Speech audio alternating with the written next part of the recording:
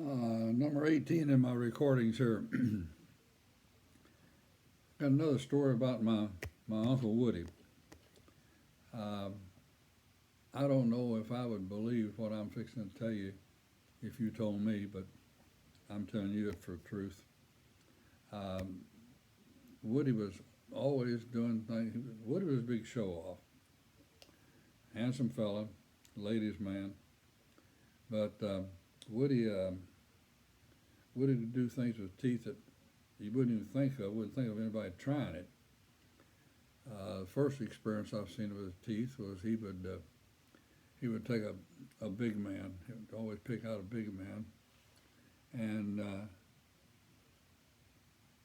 take his belt, the back of his belt in the back, and wrap it with a handkerchief so he wouldn't be biting the belt with his mouth. Have a clean place, and he would he would bend down behind the man and bite the belt, and with his hands at his side or behind him, he'd stand up and hold that man over his head with his teeth. I've seen him do it one time with a big old boy. He got him about halfway up, and the belt broke. And he dropped it. I saw that. He done it with me one time. He had no problem holding me over his head. I probably wasn't about. I was probably 200 pounds now, 180. Yeah, about 180.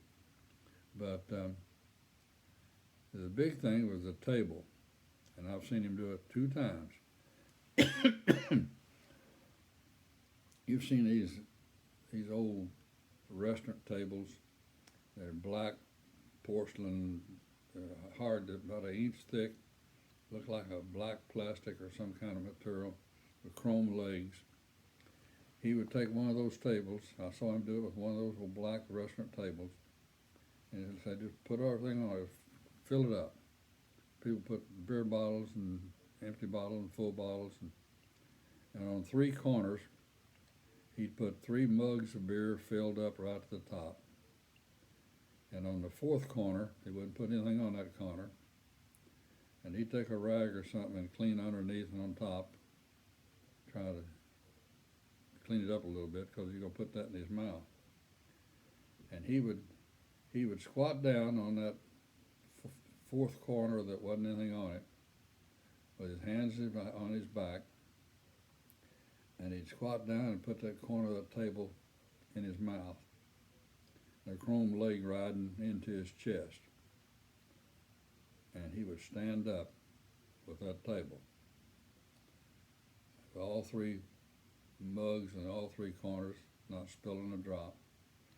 He'd stand up and he'd take 2 or 3 real slow steps forward and slowly squat down and set that table back down. And he would hold that table steady enough that he wouldn't spill a drop out of those 3 beers on the corners, and no time what that table weighed with the drinks and everything on it. I've seen him do it with one of those tables, and I saw him do it on a wooden top table one time, someplace in Owensboro. But I've seen him do it 2 times. In fact, I looked at the wooden table. He left some teeth prints in it. But I've seen him take 2 beers and put them in his mouth at the same time and pop the caps off both of them at the same time. I don't know what in the world kept him from damaging his teeth.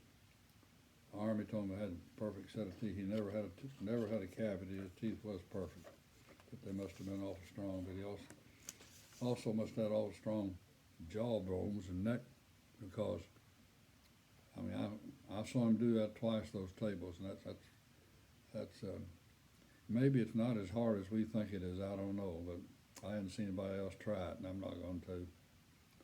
But that was his story with I understood that he used to, when he was in the service, used to wrap barbells. I don't know how much weight, but he'd wrap a barbell with a handkerchief and pick it up. So it couldn't have been very much weight, but I've seen him pick up more than one guy, and I've seen him drop a guy. he was always doing something with his teeth.